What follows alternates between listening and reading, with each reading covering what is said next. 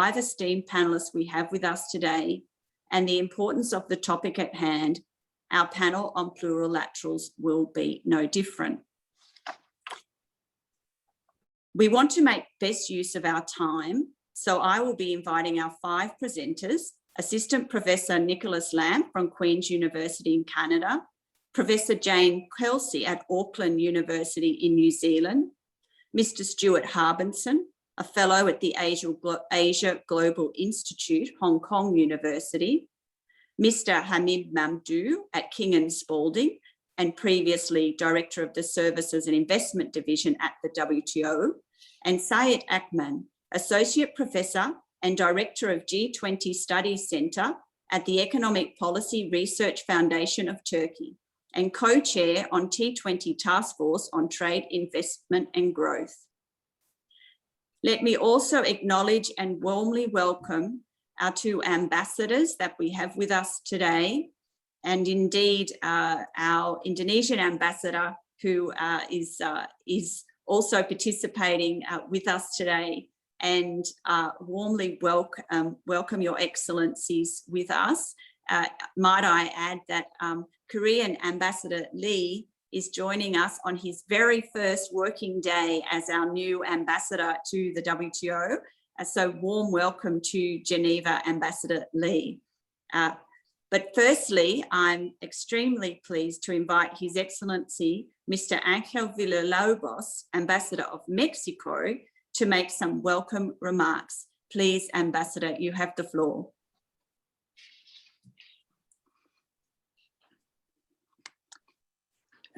Excellencies and distinguished panelists, good morning and good evening to some of you. On behalf of the permanent missions of Mexico, Indonesia, Korea, Turkey, and Australia, which are part of MIKTA, it's my honor to welcome you all to the MIKTA panel on plurilaterals in the WTO. We would like to acknowledge the participation of a distinguished cast of speakers. We're certainly privileged to have them with us. I'm confident that their well-known experience and thought will contribute to the debate on best incorporating plurilateral outcomes into the WTO rulebook. I would like to remind you that MIKTA is an innovative partnership bringing together a diverse group of members in a consultative forum to advance the common interests of the international community. As was mentioned by Patricia, MIKTA has sought to facilitate discussion in an open, transparent, and candid manner among the WTO members on issues relevant to international trade to strengthen the multilateral trading system. In the last years, we organized seminars on electronic commerce, trading services, the WTO and Agenda 2030, and investment facilitation, which provided a valuable platform to initiate or advancing discussions on those trade issues. Now, we would like to provide a space for a discussion on plurilateral negotiations, and particularly which is the best way to incorporate their outcomes in the WTO. In this sense, Nicholas Lamb will provide their views on how to previous negotiation in the GATT era can offer important lessons to create space for plurilateral initiatives in the WTO. Jane Kelsey will share some reflections about the complexities and legalities of the plurilateral initiatives, including the need of a mandate to launch them, the legal mechanism for adopting the GSI outcomes, and finally, if that GSI could be challenged. Stuart Harbinson will offer some thoughts on how to bring plurilateral outcomes effectively and equitably into the WTO, considering the dispositions for agreements under Annex 4 of the WTO agreement. My good friend Hamid Mamdouh will explain the essential elements of the plurilateral process, legal mechanism, and how to incorporate their outcomes to the WTO. Finally, Mehmet Said will address some critical questions about the compatibility of the plurilaterals with the WTO and provide some recommendations for a successful implementation. I sure hope this seminar facilitates an open and free-flowing discussion, and I'm confident that the participants' experiences and views will enrich the debate on this very important topic. Thank you very much. Back to you, Patricia. Thank you very much indeed, Ambassador Villalobos. I think that has perfectly framed our discussions today. I'm very pleased now to turn to our first presenter, Professor Nicholas Lamp from the Faculty of Law at Queen's University, Ontario, Canada. As Professor Lamp previously worked as a dispute settlement lawyer in the appellate body at the WTO Secretariat. His current research focuses on competing narratives around the winners and losers from economic globalization. As Ambassador Villalobos mentioned, Nicholas will speak on the history of plurilateralism in the GATT and WTO. Thank you, Nicholas.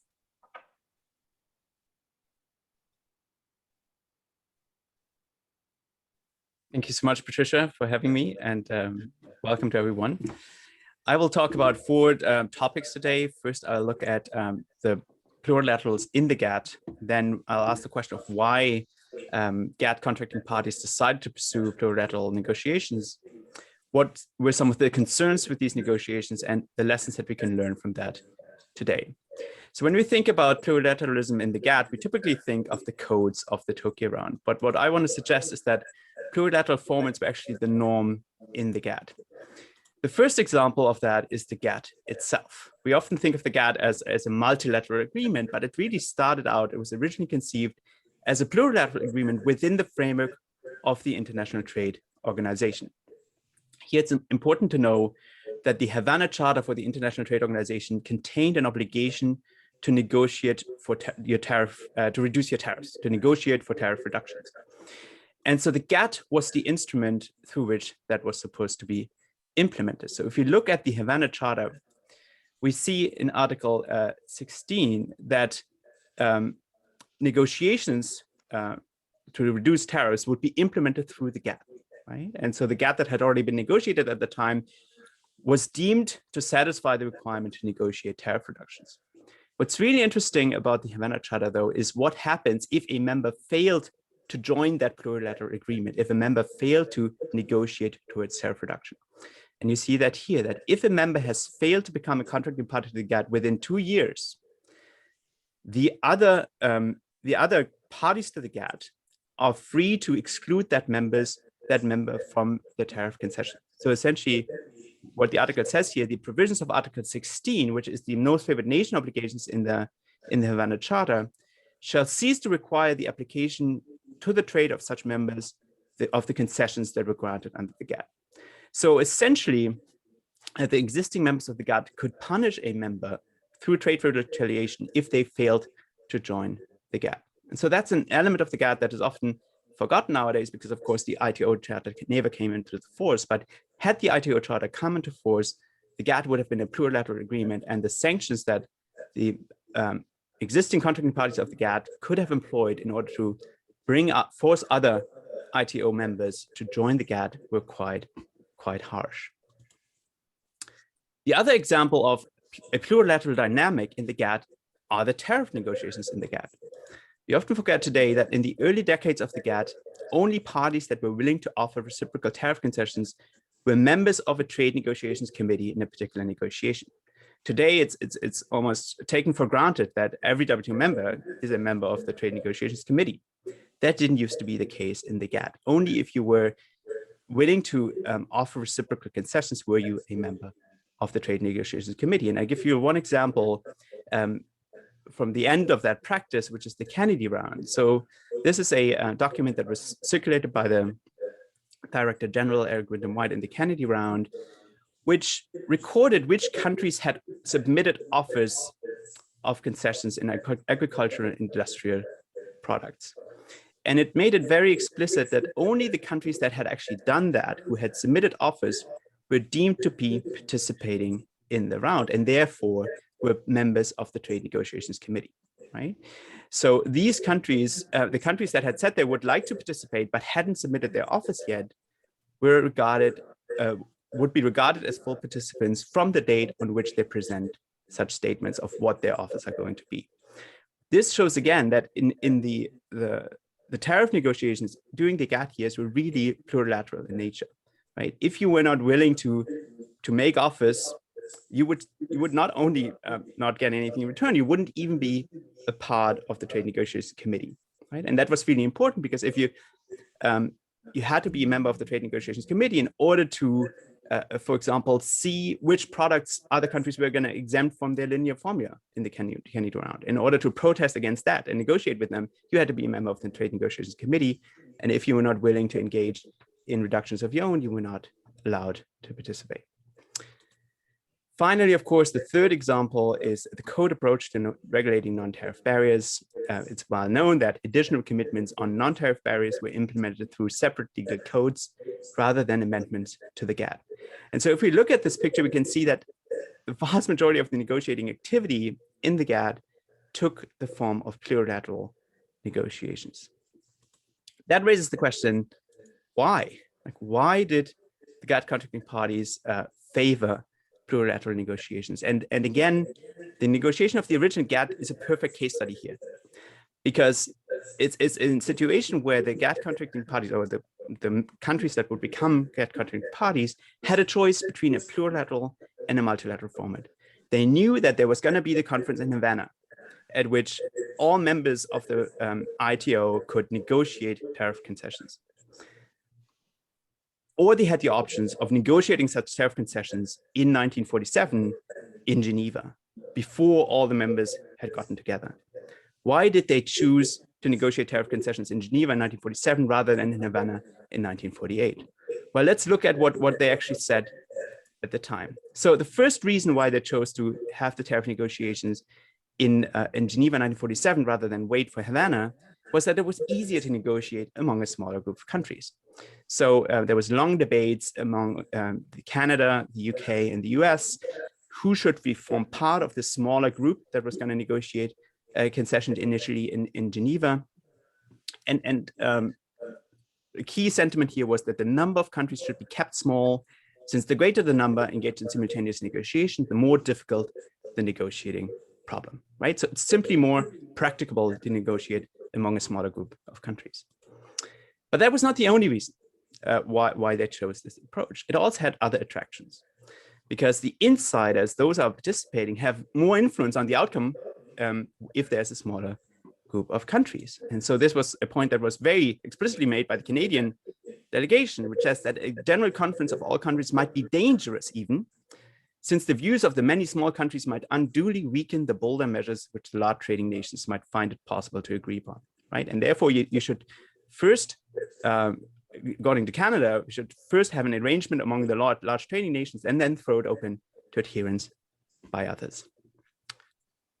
But that wasn't all. There's also a third factor, and it's the icing on the cake, so to speak, which is that once you've made that agreement among the smaller group of members, you then may be able to compel the outsiders to join the agreement on the insiders' terms. And that's something that was made very explicit again by Harry Hawkins, the member of the US delegation here, who was talking about the tariff concessions that the GATT contracting parties had agreed to when they joined the GATT, and said that this action by the members of the committee, which were the GATT contracting parties, creates a standard by which to judge the requirements to which other nations joining the GATT could be expected to conform, right? And so here, another way of putting it is that what they have done, what the existing members have done, is the test of what other countries joining the organization should do in this respect. So not only do the insiders set the standard, but anyone else who wants to join will then have to adhere to that standard. What are some of the concerns with these dynamics? Well, it's great that it's easier to negotiate among a smaller group of members, but of course, that often means that outsiders are excluded, right? And these negotiations are often are intransparent. And I think the pinnacle of that was the Tokyo round, in which we had some very outraged statements from developing countries. This is Yugoslavia speaking for the group of developing countries. And it points out, this is towards the end of the negotiation at which the process verbal is supposed to be adopted. So at the very end, they say that developing countries have constantly pointed out the need for transparency in the negotiations. And yet, at that very end of the negotiation, developing countries were finding out for the first time that there had been negotiations on a code on trade in civil aircraft, right? As Yugoslavia said, the overwhelming majority of participants were not aware of this code until April 7, which is 3 days before the meeting, right? And so Yugoslavia and the other developing countries were very concerned that there was now a precedent for countries to just negotiate among themselves and then bring it into the multilateral trade negotiation. There was another, obviously, the developing countries were also concerned and upset about the fact that because they were excluded from the negotiation, they didn't get to shape the content of those negotiations. So, and this loss of control has two dimensions. It's internal in the sense that they don't get to shape the agreement that is being negotiated. But it's also external in the sense that they lose control of the agenda, right? If they're just being excluded from what's being negotiated, they have no control over the subject matter of the negotiations. And both of these concerns are again apparent in Yugoslavia's speech.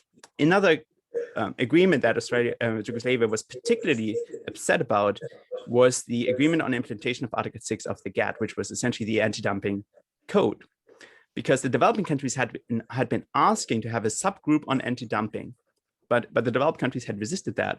But then at the very end of the negotiation, they suddenly came up with a new version of the anti-dumping code without having negotiated with the developing countries. And so Yugoslavia said that the problems and special needs of the developing countries on the question of anti-dumping were not taken into account in this revision, right?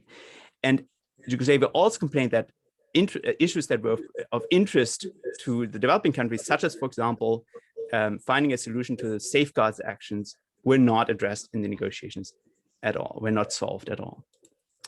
And finally, it hardly needs mentioning why outsiders would not like to be subject to rules that they have not written themselves.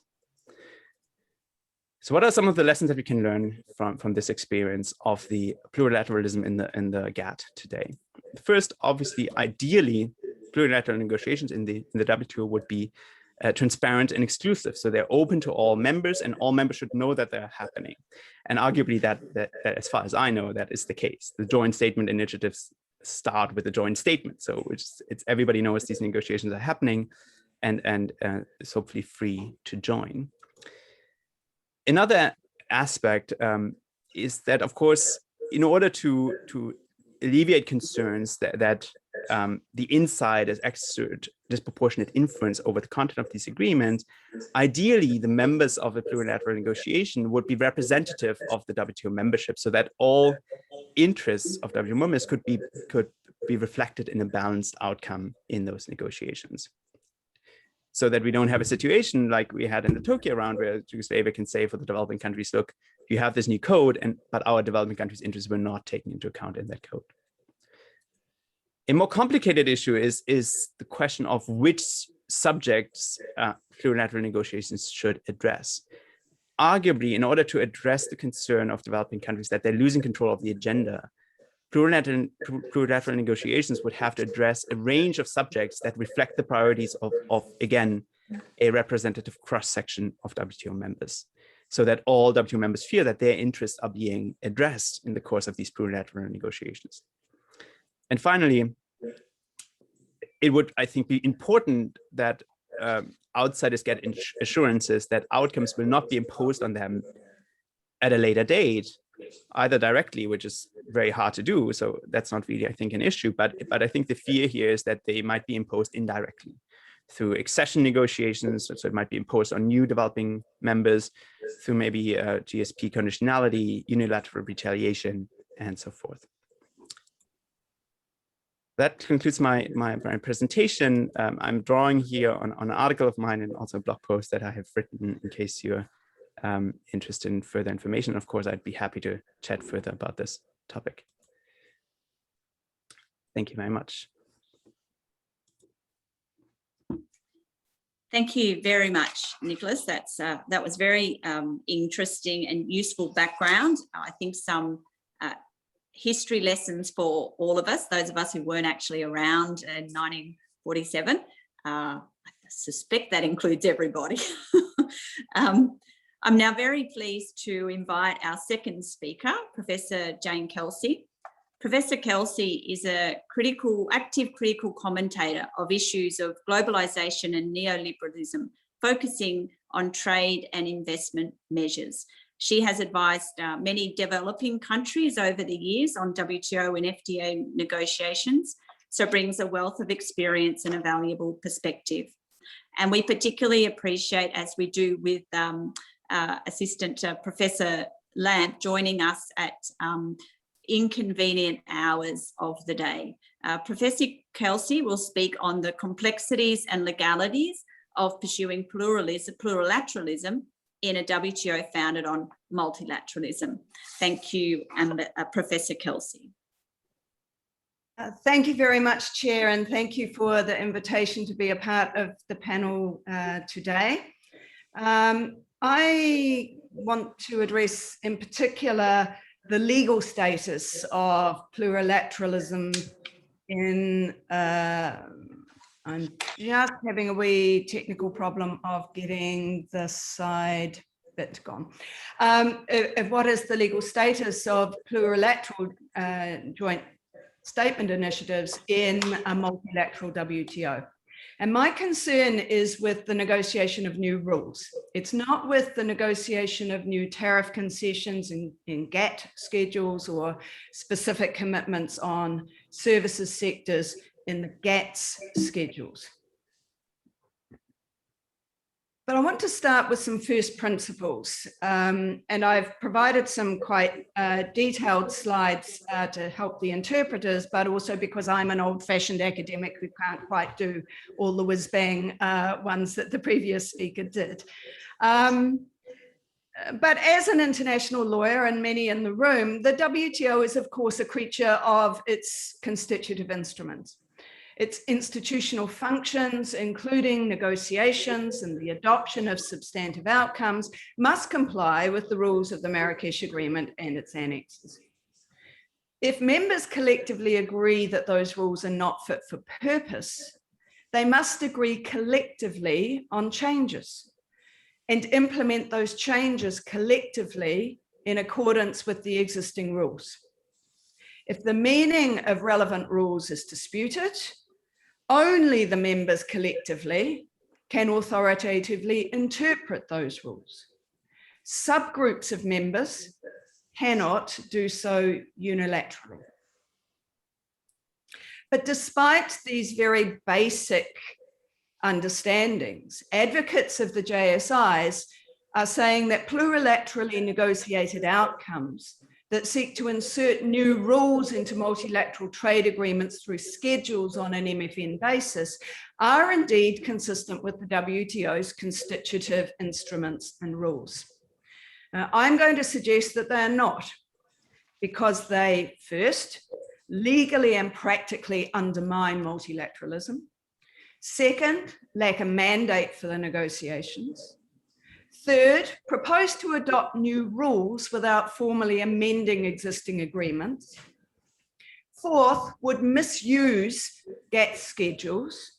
And fifth, have systemic consequences for multilateral processes in ways that in particular would further marginalize developing countries within the WTO.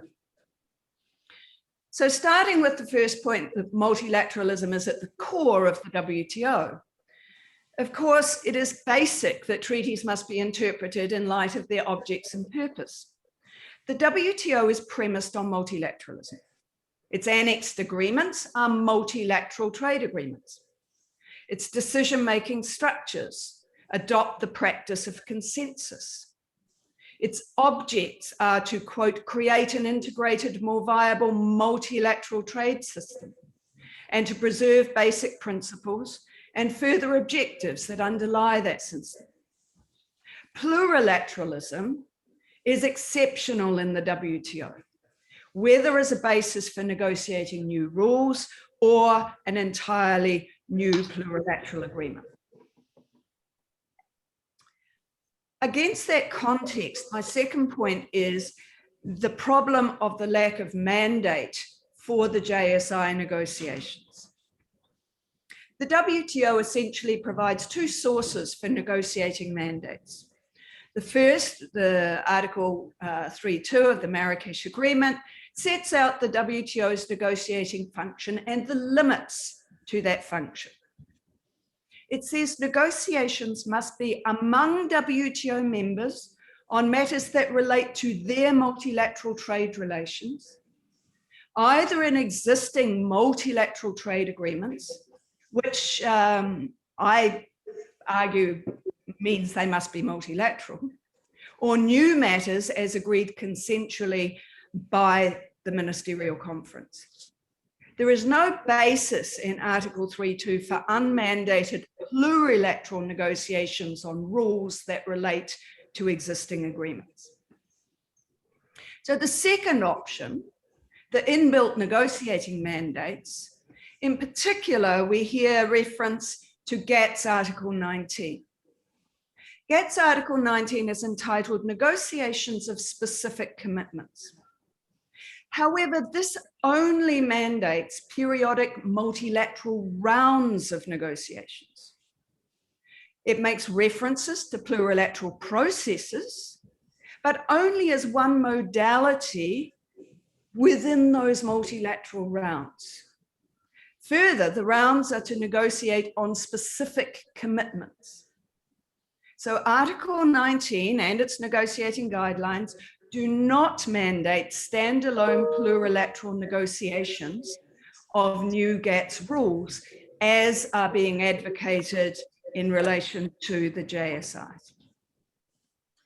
And in reflecting on this, I've been thinking about the TISA conundrum.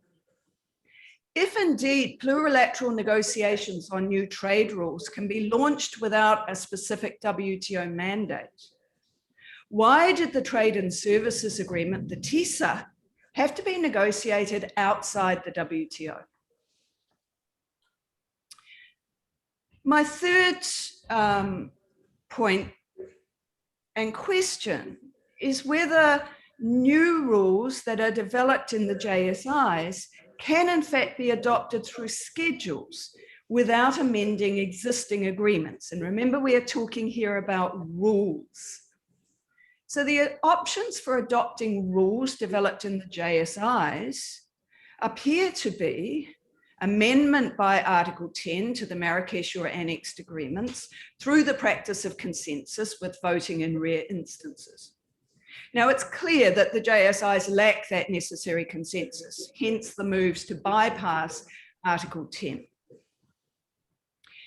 The favoured approach appears to be to adopt the rules through member schedules, modifications to those schedules. But again, schedules and the scope of schedules are legally limited by the agreements. GATT Article 2 refers to schedules of tariff concessions. And indeed, that is what the Information Technology Agreement in its first instance and its enhancement instance was doing. It wasn't about rules. GATT's schedules under Article 20 are referred to as schedules of specific commitments on market access, national treatment, and additional commitments on a sectoral basis.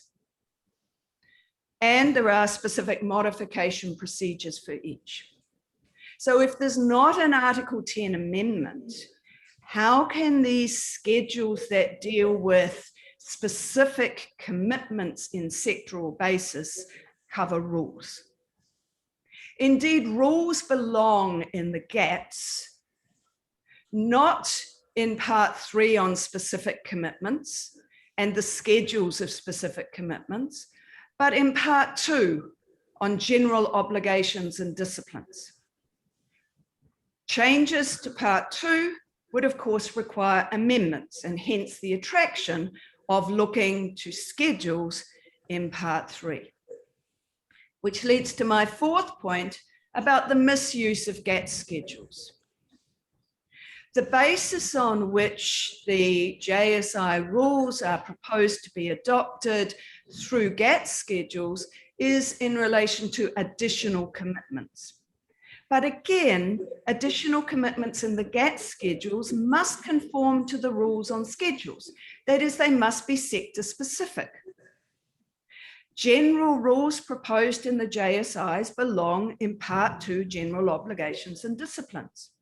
And if we look at the texts to date, we see that there are indeed extended rules on transparency, on administration, on contact points, on fees, and new rules, for example, on local presence and data location in e-commerce. These are issues that are dealt with in GATS Part 2. And to introduce those requires amendments to the relevant rules in Part 2.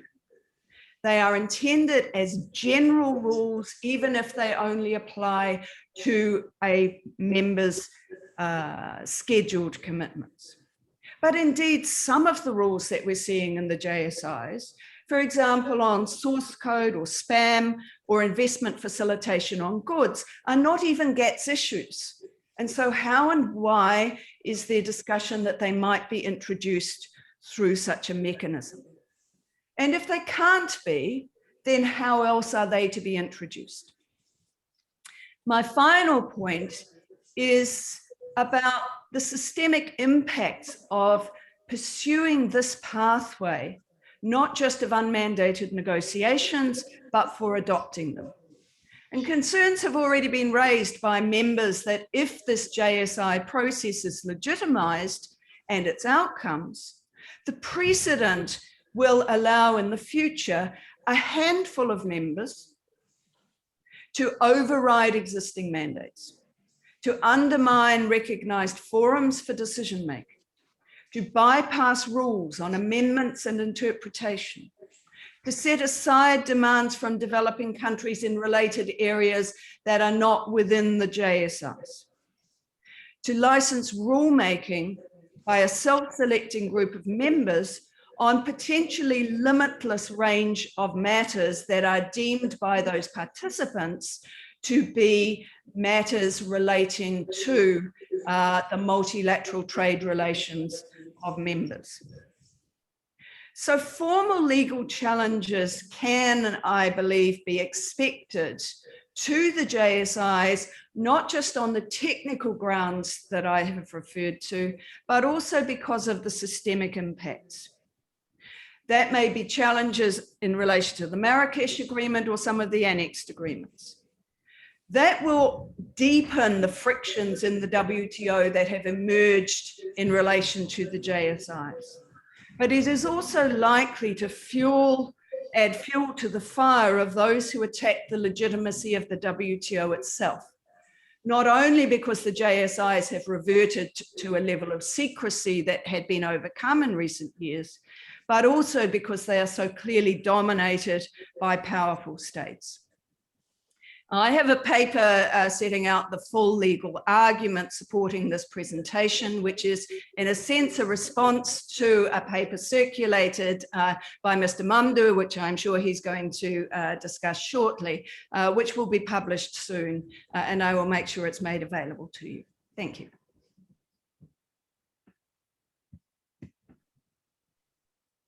Thank you very much indeed, Professor Kelsey. Some important and challenging ideas which are important for us to understand.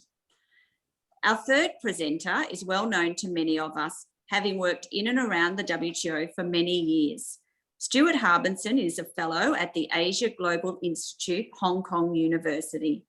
Between 1994 and 2002, Stuart represented Hong Kong and then the Hong Kong Special Administrative Region of China in the WTO. During this time, Stuart chaired a number of WTO bodies, including the General Council in 2001 to 2002. He joined the WTO Secretariat as Chief of Staff to Director General Supachai Panichwakpa, and then became Special Advisor to the WTO Director General Pascal Lamy.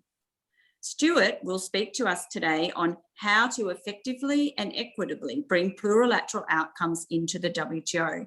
Thank you, Stuart.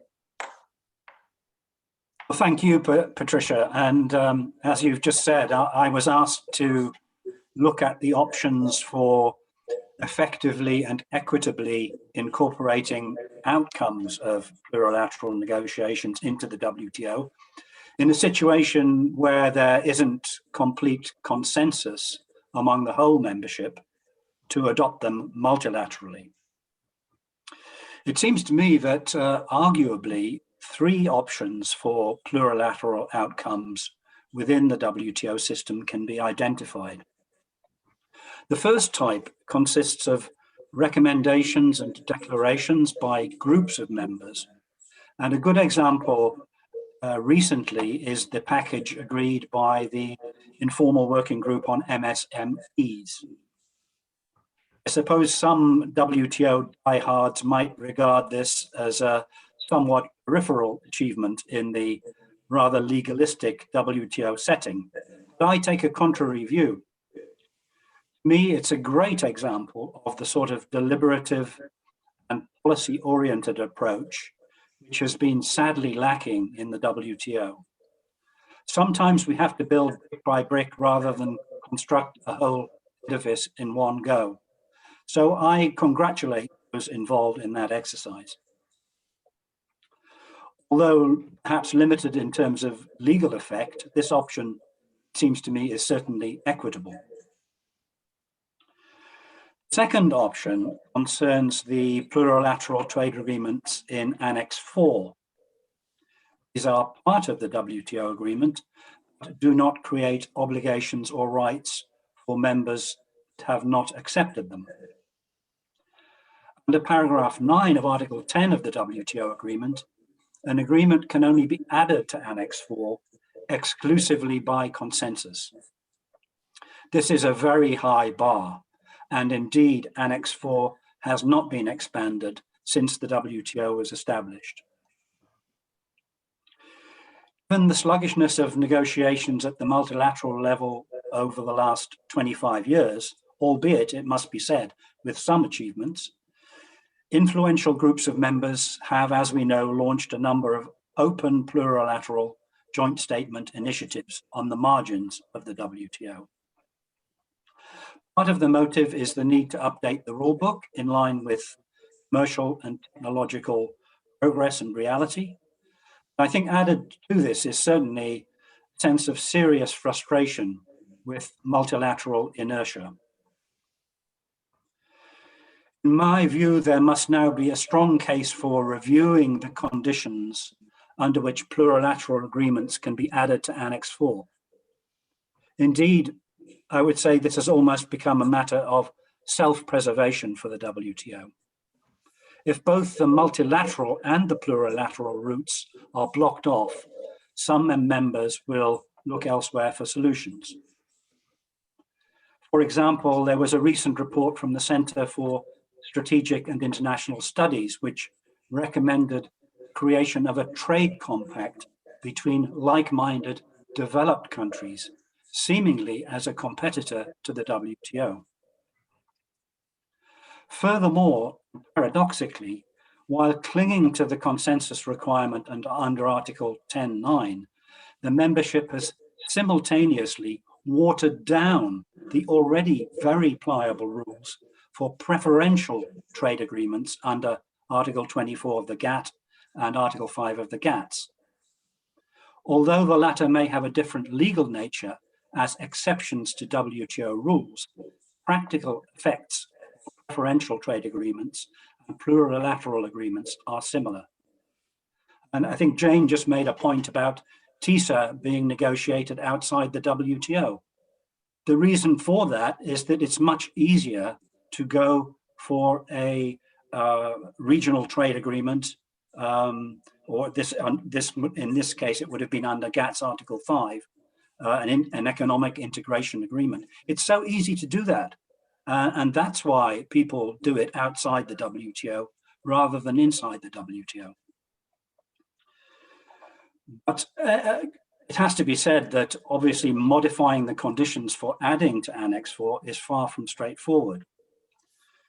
Among the issues which would need to be addressed is the question of how open any new plurilateral agreements would be, both during negotiations and to new adherents, and on what terms. If, I think Nicholas referred to this, if joining became a question of accession, this could favor first movers and result in asymmetry in levels of commitments. Another issue is the scope of the subject matter of potential Annex 4 agreements. Should any trade-related issue be permitted, however controversial? Probably not, in my view. Then there's the very important question of the institutional capacity of the large number of resource-constrained, developing and least developed countries. Would we need EFA-style arrangements so that they're not left behind against the background of an ever-expanding WTO agenda? Then again, would we need safeguards against possible inconsistency or overlap with existing multilateral agreements and to further protect rights of non-participants? I've noticed, I must say, in recent times, a tendency in some quarters for some actors to think wistfully about the Tokyo Round Codes, which comprised, of course, a set of plurilateral agreements. My understanding is that this was no golden age. The system became fragmented. Even the adherence to the various codes found over time that the level of participation was inadequate. Developing countries felt a sense of exclusion. These very deficiencies indeed led to the idea of the single undertaking in the Uruguay round, meaning in those days, every one is in everything. These reservations are not, in my view, an argument against reviewing the conditions for Annex 4. Rather, they are very much an argument that members need to engage in a serious debate about the modalities for allowing more access to it. There are some ideas out there which could be a starting point, for example, so-called code of conduct. Resolving all of these issues would certainly not be easy or quick. Which brings me finally to the third type of plurilateral outcome in the WTO, which I call concerted autonomous MFN scheduling. Jane has mentioned this too. Examples we have are the Information Technology Agreement and the Basic Telecoms Reference Paper. These involved groups of members having completed negotiations plurilaterally, assuming increased commitments of their own volition through their individual schedules on an MFN basis. However, they did so in a concerted way so as to be assured of maintaining a critical mass in terms of both coverage and quality. Techniques involved exchanging indicative draft schedules, and in the case of telecoms, of course, protocol. It looks as if this is broadly the approach, as I understand it, being followed in the current JSI on services domestic regulation. I'm not going to go into details on this because the next speaker, my friend Hamid Mamdouh, is far better qualified than I am to address the matter, and I'll leave it to him. But I'll just say, because I know that there are differences of opinion, but it would seem to me, and I speak as a former representative of a member, to be a travesty if members were not able autonomously to take on additional MF commitments in their own schedules. If that was the case, it would seem to me the WTO might be on the road to oblivion. Concerted autonomous MFN scheduling has shown to be effective in the subject areas to which it has been applied. Whether it could be applied to even more complex agreements in future probably needs consideration and context. And this methodology is, in my view, reasonably equitable because of its MFN aspect. That is, assuming negotiations have been open to all members, and also because the procedures for technical certification of schedules allow for consideration of objections. So, concluding, I would say, Patricia, my overall conclusion is that all of the three options I've outlined should be kept in play, but concerted autonomous MFN scheduling looks to me to be the most realistic and even equitable option for making progress in the near future. Thanks very much. Thank you very much, Stuart. I think you bring a practical perspective in many aspects, which is always important to bring to these discussions, as well as the policy and the legal elements that we need to look at. Our fourth speaker is Hamid Mamdouh. He's been deeply engaged in recent important discussions on issues surrounding the plurilateral questions and the joint statement initiatives. Hamid is a senior counsel at King & Spalding and a former director of the Trading Services and Investment Division of the WTO Secretariat, and prior to that served as an Egyptian diplomat. We're very pleased to have Hamid here with us today, and he will present on legal and practical mechanisms for incorporating plurilateral outcomes into the WTO. Thank you very much, Hamid. Thank you, Patricia, and good morning, everyone. You're right, this subject has been the focus of a lot of attention lately, but I think these conversations, in my view, are overdue because we have been actually engaged in this kind of dynamic for a very long time now. Now, first of all, just to get a few things straight, we're talking about plurilaterals within the WTO. And here I want to distinguish at the outset between processes and outcomes, because I of course take note with a lot of interest to what Jane has said in terms of processes, but the rules on processes as such are quite flexible. I wouldn't say there are legal requirements really regarding processes. So the focus will be on outcomes and how to integrate outcomes legally into the treaty architecture of WTO. Now, of course, in the WTO, unlike before the WTO, and Nicholas has given a very interesting, fascinating background, but in the WTO now we have the kind of legal and institutional infrastructure that we didn't have before, and give us a certain degree of guidance that did not exist before. Now, in terms of the outcomes, I would start by thinking that anything other than scheduling, which was highlighted by Stuart, anything other than scheduling in terms of outcomes would need to be treated through either Article 10 of the WTO agreement amendments, or in suitable situations through Article 9 through an authoritative interpretation.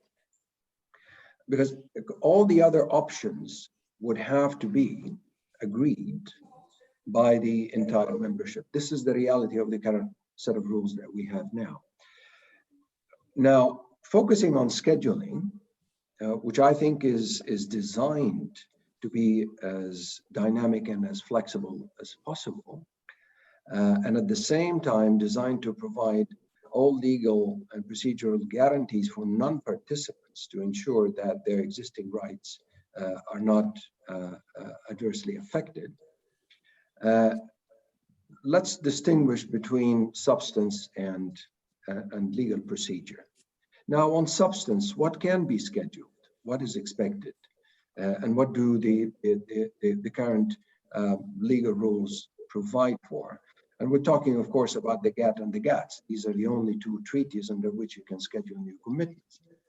Now, the first thing I would highlight is that any outcome to be scheduled will eventually become an integral part of the agreement itself. In other words, all the rules in the agreement, whether it's the GATT or the GATS, would apply to whatever is being scheduled. The legal scope of the agreement itself would determine the scope of application of the commitments. The definitions adopted in the agreement would determine how the commitments would be interpreted.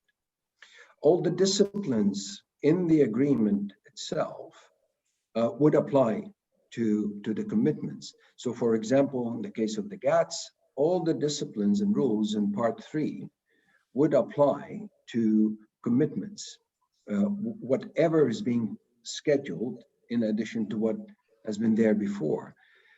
Now that's terribly important, because that brings us to the following point, which is none of what is being scheduled can amend or change existing rules in the agreements to which those annexes, those schedules are annexed. In other words, you cannot schedule something under the GATS, and through a new commitment, you amend one of the existing rules.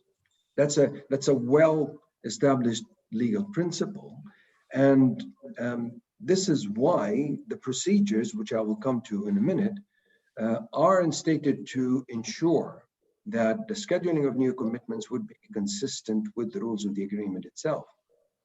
Now, the other point about substance that we need to keep in mind is that new scheduled commitments can only add to the obligations of the member scheduling them and not subtract from them.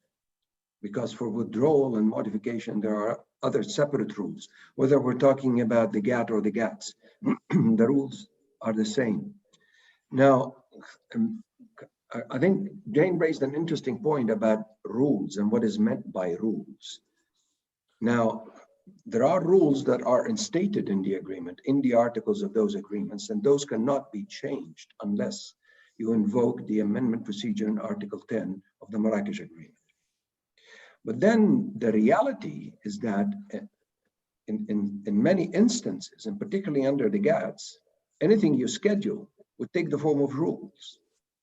Eventually, it will take the form of rules. Now, those rules may have ex ante definitions, like in the case of market access and national treatment, where you schedule limitations. And those rules may be open-ended in nature, like additional commitments under Article 18.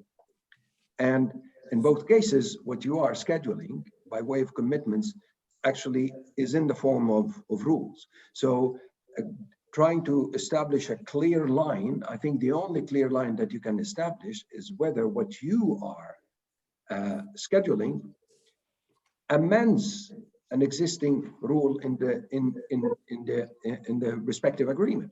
If it adds to it, then of course you can argue technically this is an amendment, but this is not the object and purpose really. It's not, that wouldn't be consistent with the object and purpose of the schedules themselves, which are supposed to progressively add to members' obligations. Now, that's a conversation that perhaps we can unpack at some other time. But let me say something about the legal procedures to be followed here. And for certification, which is the procedure through which you add commitments, that provides the guarantees for non-participants to ensure that nothing that will be scheduled would undermine their existing rights. And we have rules set for that. You have 90 days under the GATT, and you have 45 days under the GATS. If during that period no objection is raised by any member, then the certification would be concluded. Now, under the GATS, you will find a much more developed set of legal procedures, particularly in documents SL 84 and SL 80 as well, much more than what you have under the GATT, because under the GATT, we're still working with a contracting party's decision of 1980, which I think is overdue for some updates. But the rules, the object and purpose of the rules is that through the absence of objection, that you would establish that none of what is being scheduled undermines existing rights of non-participants. Now here, let me add a point of distinction, because the absence of objection to a scheduling process is quite different from the absence of objection in reaching a consensus decision, for example, in the council room. and the distinction here is based on the very, very different natures of these two procedures. When you take a consensus decision in the council room or in a committee, this is the collective will of the membership acting jointly to take a decision that will bind the entire membership. But the purpose of the certification process is the technical verification of what is being scheduled to ensure that none of the contents would undermine existing rights of non-participants. Very, very different objects and purpose. So from a legal perspective, we should not equate the absence of objection through certification with the absence of objection in the case of taking consensus decisions. Now, looking at this process, we should also keep in mind that we're looking at different legal events. In other words, the conclusion of the certification process is one legal event. The entry into force of the commitments is a separate legal event. They may coincide, but they're separate.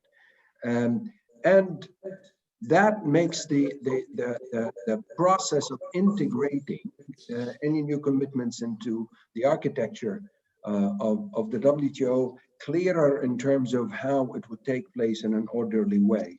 Now, these are legal aspects, but let me highlight that part of what we're dealing with here also is that we're dealing with a reality that imposes challenges on developing countries and small delegations, and we have to appreciate that. And our challenge here really is how are we going in this new reality reconcile the equal status of each member with the unequal capacity to negotiate and participate. That's a challenge that the system would have to address, and it's political. And these conversations are political in the first place, but it's important to unpack the legal details. Now, how do we deal with that challenge? I don't think the solution is to paralyze the system and say we can't do anything until everybody does it. But it is something that will have to be addressed in order to assist the capacity of those members who have equal status but do not have equal capacity. Now, let me stop here and thank you again for the opportunity. Thank you very much, Hamid. Really useful insights into both at the political level and the policy level and that technical level that we're trying to unpack here today. I'm extremely pleased now to invite our fifth and final speaker, who's joining us today from Turkey, which at least has a better advantage of a better time zone in comparison to Geneva. Syed Akman is Associate Professor of International Trade and European Integration and Director of G20 Studies Centre at the Economic Policy Research Foundation of Turkey. Today, he'll present on boosting cooperation for WTO reform, leveraging the full potential of plurilaterals for developing countries. Please, you have the floor. Thank you very much, Ms. Hans, for this kind invitation to MIKTA event. Actually, many things about plurilaterals have been raised by my colleagues before me. What I will do is to remind them, and just by making some wrap up, and also by raising some issues which we need to discuss further in detail in the coming days, probably in the WTO process. I think the main problem with the trading system and WTO is about how to make it more relevant to the needs of our time, and what do we want actually from the WTO to address in the coming years, and what should be its new agenda. There is no shared view on it. But one thing is very clear, as you see, is the need for reforming the WTO. And at the core of this debate, I see the functions should be revived, especially the negotiating function of the WTO. So what could be the alternative forums for negotiations? for this. I have a short presentation maybe I would like to share with you.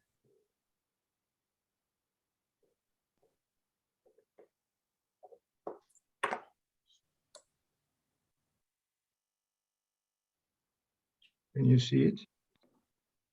Yes, we can see it. Okay. We have, of course, multilateral agreements are the best. However, they are complex, as we all know, and in some issue areas, consensus is not provided.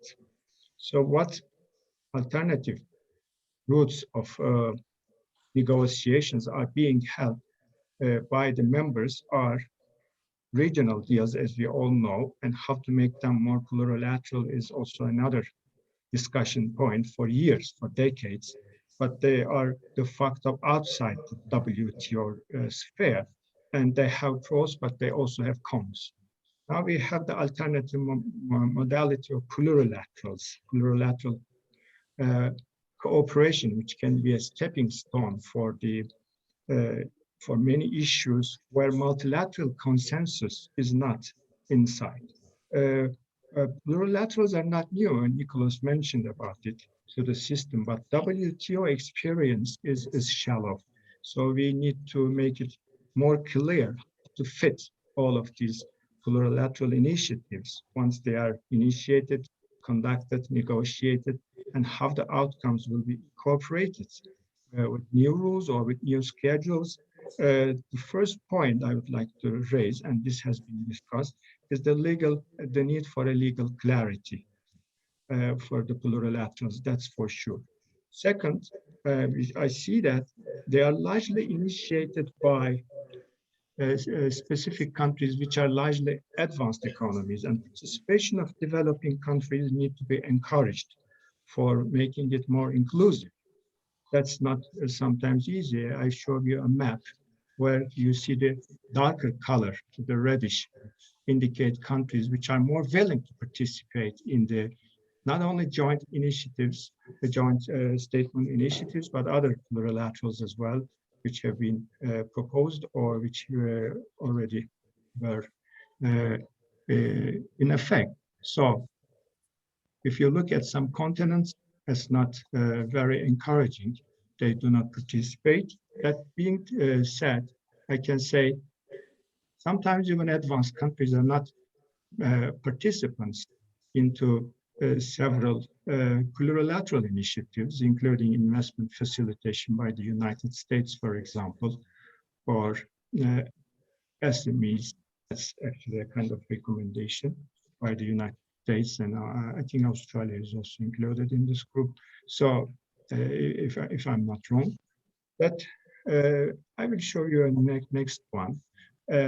This is the UN Human Development Index, indicating that most of the plurilaterals are usually and intensively debated among countries with higher levels of index. That's almost over 0.7%, with some exceptions like investment facilitation and telecom, only covering some of the lesser developed countries. So I would like to raise some questions.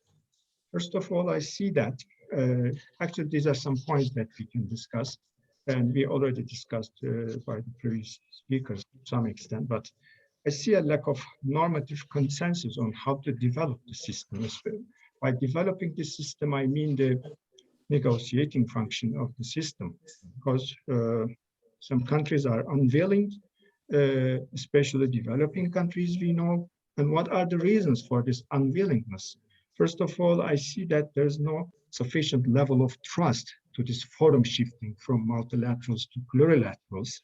That has not been the case for decades for many of the members who, or for countries who become members also with the WTO. And this trust is largely based on their long-standing experience, I think, under the consensus-based approach and under single undertaking of multilateral negotiations. So by consensus, it makes it more possible to shape the process for many countries who deem that their cost and benefits equation is distorted with the content of negotiations. And also some of them worry about that the negotiations will be guided by major trading countries and will neglect the interest of non-participants. So that makes it from the beginning a kind of substantial reaction to the plurilaterals. Many also have concern. Let's assume the plurilaterals, as some argue, will be open and based on an MFN basis, extending the benefit to all countries.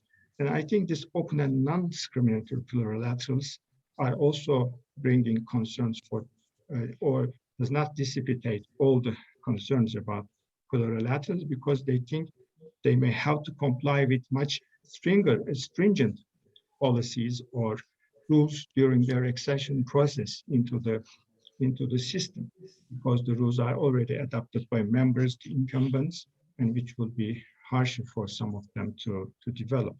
I think this the second point I can add with respect to this analysis is that many developing countries' reluctance can be related to their technical capacity problems. I think it was mentioned also by one of the speakers that for adopting new liberalization commitments and internationally agreed rules require some kind of technical capacity.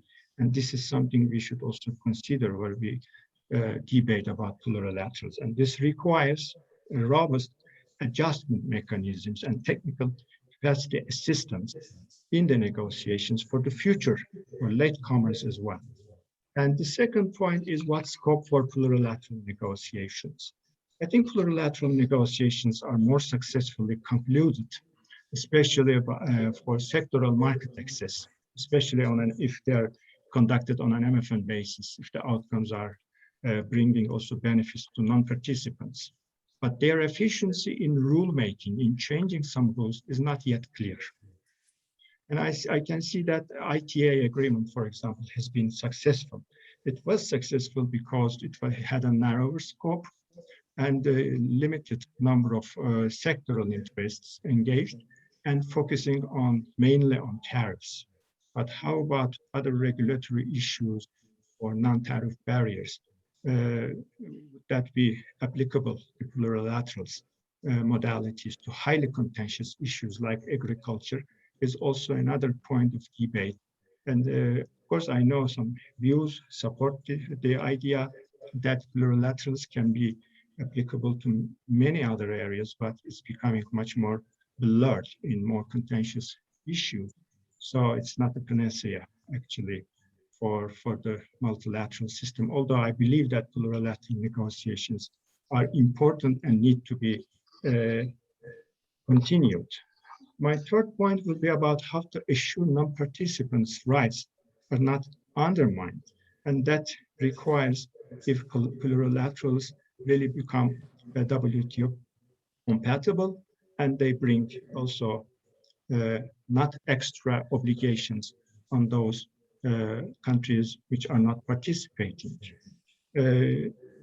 The fourth point, I go very straight because I have limited time and there'll be a discussion session as well. Are plurilaterals fragmenting the WTO? That's another issue, or WTO multilateralism. That's another issue we should discuss because legally and politically, it is argued that plurilateralism may lead to a kind of differentiated structure, even if their legitimacy is assured under WTO rules. So that is another important point we should discuss, or we are going to discuss also in the plurilateral context. However, taking an a priori approach that they will cause a fragmentation without making any attempt to discuss the necessary conditions will not also help the multilateral system. So we may need the plurilaterals. Otherwise, if a plurilateral route under these conditions, where even smaller number of countries can block the system, if plurilaterals are denied for strategic reasons or other reasons, whatever, the alternative could be their migration to venues outside the WTO sphere, This was the case in TISA or many other regional or mega trade deals as we experience, and how to make them more compatible with the WTO multilateralism is even much difficult question to answer.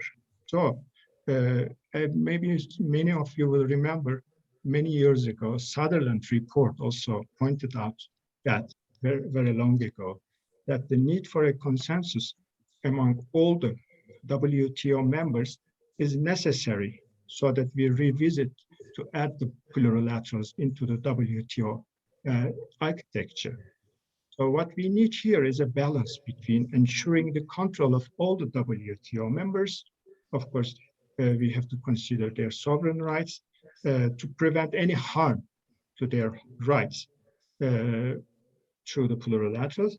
Also, at the same time, we have to balance this equation that preventing a single member, by preventing the single members or small number of members, preventing the progress in the WTO. And that is, I think, an important point also we discuss and consider. Very few recommendations I would like to raise. Then I think we have to start with the clarifying what legal status of plurilaterals in WTO. Yes, we had several arguments raised by the previous speakers. Just to summarize, maybe Article 10 adding schedules, which requires no consensus, which may or may not, but this is also debated. But I think consensus is not required in adding schedules, to my opinion. Article paragraph 9, new plurilateral agreement under Annex 4 requires consensus, or maybe a new category of agreements that benefit all on an MFN basis can be annexed to WTO outside Annex 4. That could be another option. But legal clarity for sure should be the one of the starting points. My second point is to develop set of principles to widen small group cooperation. So they should be open and inclusive. That's another point, and that relates to the concerns of many developing countries need to be taken. And the focus on development aspect is quite important, I believe. They should address the technical capacity problems. In some of the agreements, we may have some binding commitments with respect to technical capacity assistance, especially for those countries under certain level of the Human Development Index, so they can be a part of the system instead of being marginalized. Of course, transparency is another important issue to establish trust, and the plurilateral negotiations, the conduct of negotiations should be transparent. This has been a big issue, I remember, in the TISA negotiations, because it was outside the WTO sphere. But within the WTO sphere, a transparency mechanism could work more efficiently. And maybe the assessment on plurilaterals is also required by conducting ex ante and ex post studies on their impact, concerning their impact on the party. Some of the agreements are issue specific, so they sometimes have overlapping, for example, between investment facilitation and domestic regulation of subsidies. So this overlapping should also be referred to, not to make incompatible provisions among different sorts of plurilaterals. We also need some design mechanisms to avoid negative spillovers to non-members. By this, I mean that their rights are not violated.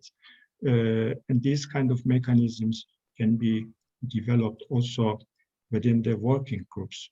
And this is the last point I would like to raise, that we can empower the Director General with the right to convene an ad hoc working group on plurilaterals to discuss all these points.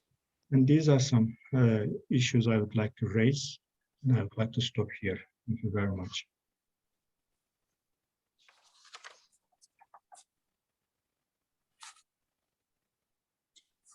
Thank you very much, Said. That was a very interesting and useful perspective on the the plurilateral question. We have about 15 minutes or a little less for questions and answers. The panelists will see those coming through in the Q&A, but also participants are able to raise their hands. I might kick off while we see for questions from the audience. A couple of questions of my own as moderator, and obviously welcome my MIKTA colleagues coming in early with questions as well if they have any. I think we heard many different perspectives today on this important question. An underlying agreed position, you may think there weren't that many, but is a commitment to the WTO. And I think that really is why we're all here, is because we really are strongly committed to maintaining the WTO as an institution and the multilateral trading system. And that certainly is Australia's commitment. The question is really how best to do that at a policy level, and then of course, how to do that best from a legal perspective. So I'd be interested in two elements. One relates to the challenges and risks of doing plurilaterals to the organisation, but also the challenges and risks of not doing the plurilaterals. And I think we heard a number of points made in relation to that. And I think it's important context to say that we now do have many more members of the WTO participating in the plurilaterals. I think we're up to around 140 of the 164 members, which obviously includes very many developing countries participating in one or more of the plurilateral discussions that we have underway. And perhaps then I can make a more technical question. We've heard a bit about MFN.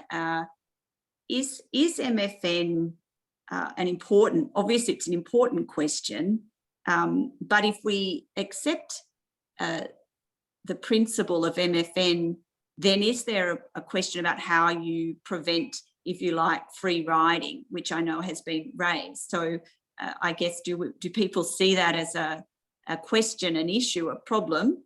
And how do we address that?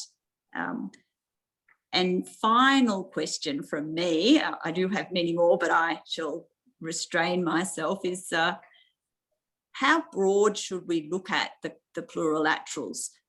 We obviously have plurilaterals coming quite a number of sectors now and discussions with various approaches and outcomes taken.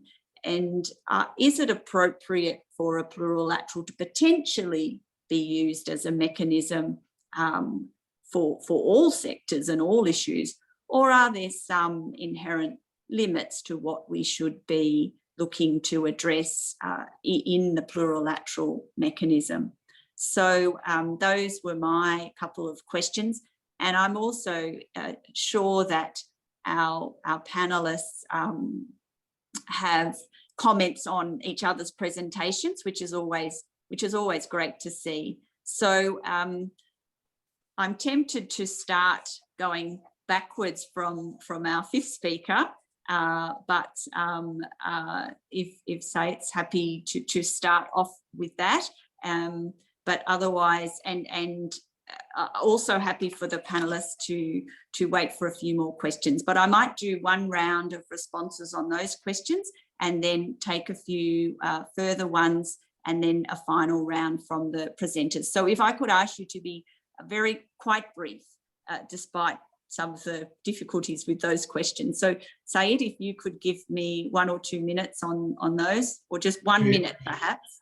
Okay, very briefly about your question of MFN, that plurilaterals are expected to be or suggested to be open and applicable on an MFN basis, but would that create a free riding for others who do not participate, who do not join but benefit from the treatment, as while they are not obligated to provide some reciprocal concessions?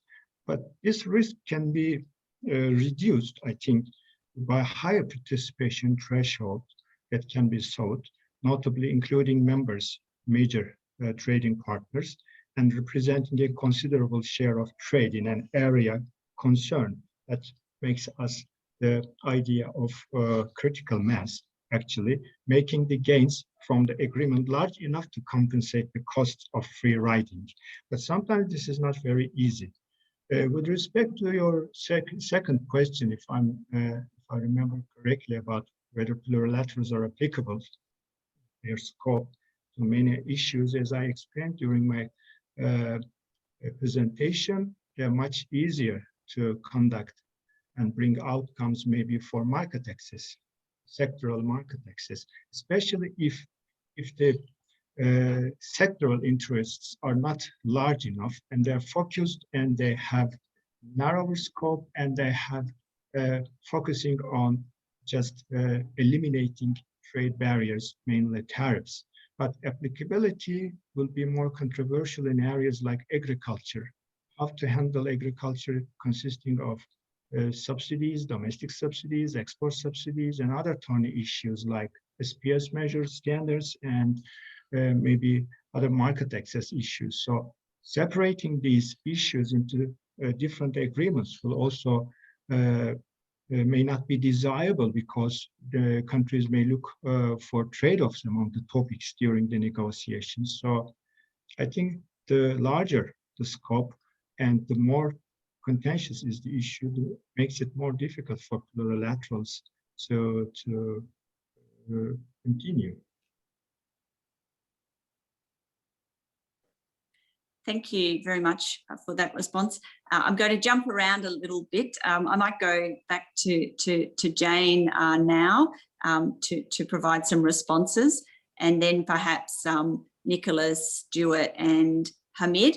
But do put your questions in the Q&A if you have any. So please go ahead, Jane.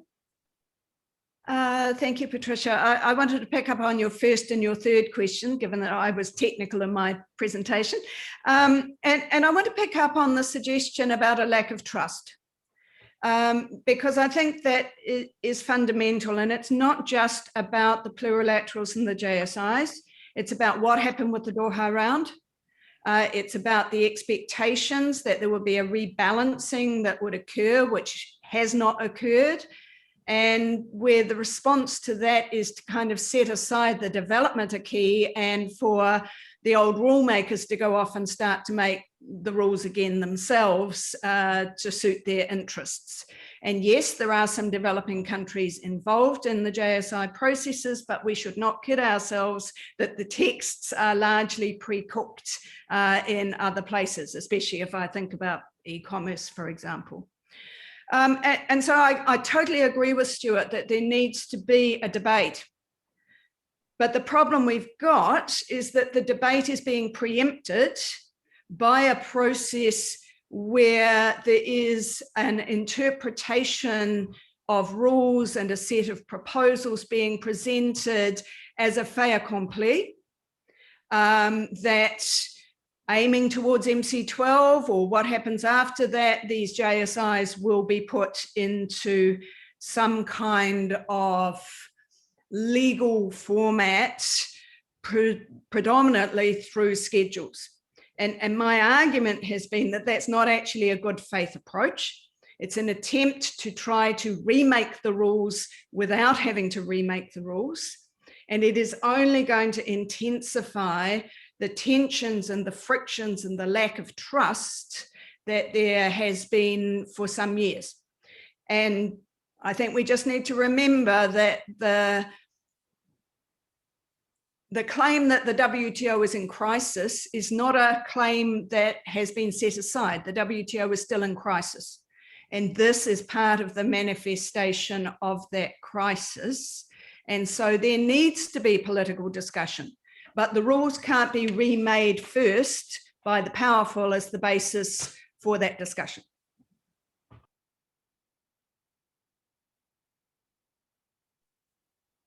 Thanks, Jane. So I think I said we'd go to Stuart next, and then Nicholas, and finally Hamid. Thanks, Patricia. I mean, I think at least I tried in my talk to at least summarize some of the challenges and risks involved with plurilateralism. And I agree with Jane that this should be debated amongst the membership. I thought Said's idea of maybe giving a mandate to the DG to do something about that was a useful idea. On the other hand, I mean, Jane said that that the groups of members are presenting fait accompli. I think that's a little harsh because these meetings are open that the JSIs are having, and non-adherents do go along to them and sometimes express views. Having said that, it is a real challenge. I mean, I've just been doing a technical assistance program with some very resource-challenged countries, and they just don't have the boots on the ground to be even to be able to go to the meetings even. So it is a serious issue.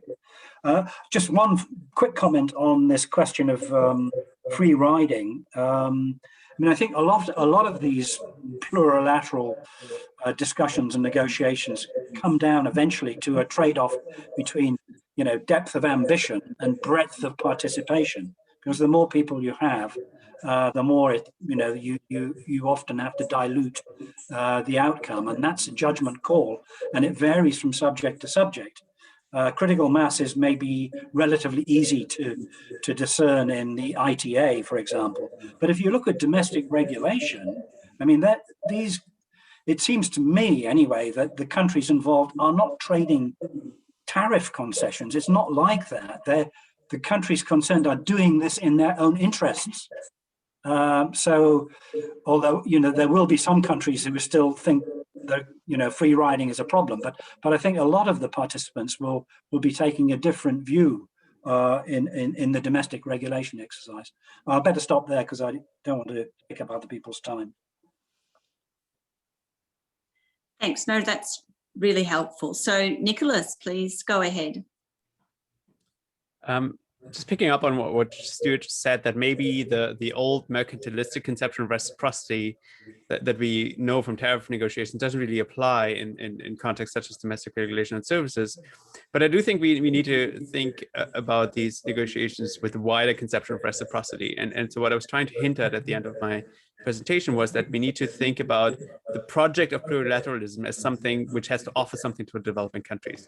So we can't simply say, okay, everybody go ahead, but we have to think, I think, strategically about, well, what could be plurilateral initiatives that would be beneficial to developing countries? So to give them so that they would also have a stake in seeing things move in the WTO. And is there a package that we could tie together, which might overcome some of the resistance that we're seeing from countries like India and South Africa?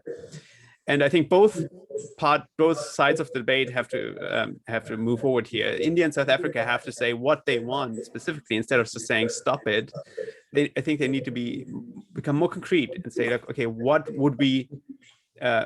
could you give us for us to stop blocking or stop threatening to block the legal implementation of these initiatives?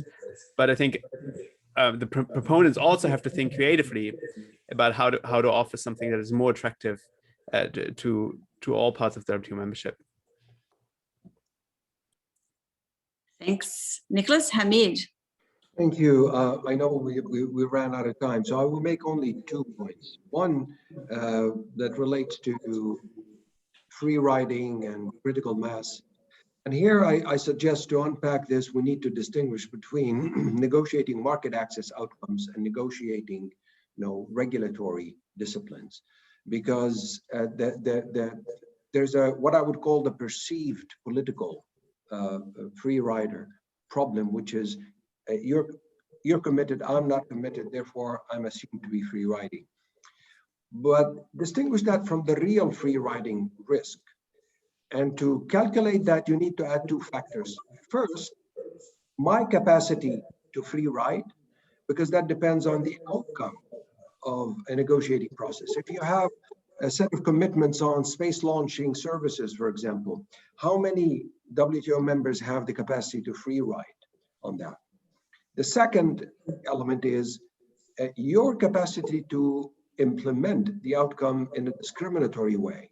So if you look at the domestic regulation outcomes, for example, how could you implement that on a non-MFN basis? So there are certain realities that depend on the content of what is being negotiated, and therefore the calculation of the pre-rider risk.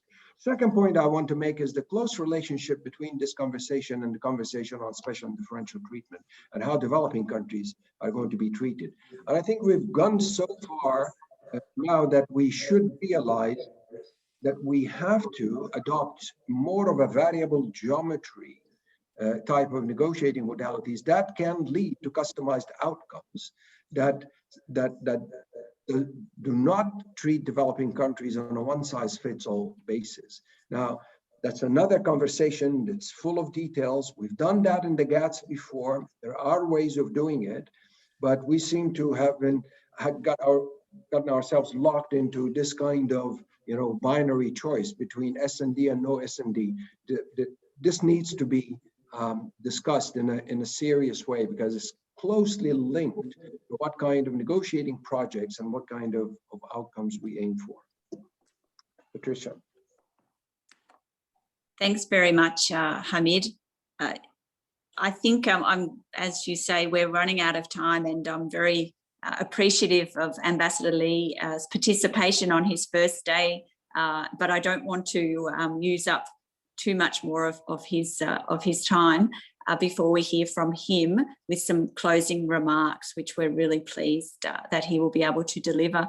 I guess it's important also from my perspective to note that we have moved since 1947. We do have very, very many developed and developing countries from all the regions participating in the different plurilateral initiatives, and indeed sponsoring some of the discussions that we're having on some of these issues. So we do obviously have them open, they're inclusive and transparent, and that is a really important element of this discussion. So we welcome increased engagement from non-participants, and we also recognise, I think, many developed members, the importance of the S&DT discussion in this context. So I think that the discussion has raised some really important issues in that regard. But let me, before I finally thank you all and close, turn now to Ambassador Lee, who will be delivering some concluding remarks. Please, you have the floor, Ambassador. Thank you, Patricia. It is my great pleasure to say a big hello to everyone for the first time today. As you said, Patricia, this is indeed my first day in the office and my second full day in Geneva. I'm delighted to be able to hit the ground running with such an important topic. Before I talk about the theme of today's panel, I would like to extend my gratitude to Australia for organizing this event as MIKTA chair. And Korea attaches great importance to our MIKTA partnership. We are proud to note that MIKTA members share a robust commitment to upholding and advancing multilateralism at the WTO, as well as across the United Nations system.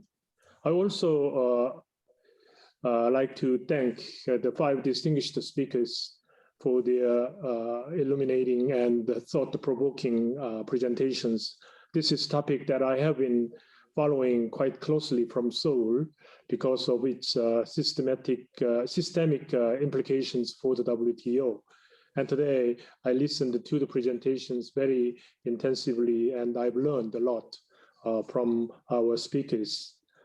Of course, I'm not in a position to summarize today's presentations, but I think I can take away a few important points from today's discussion.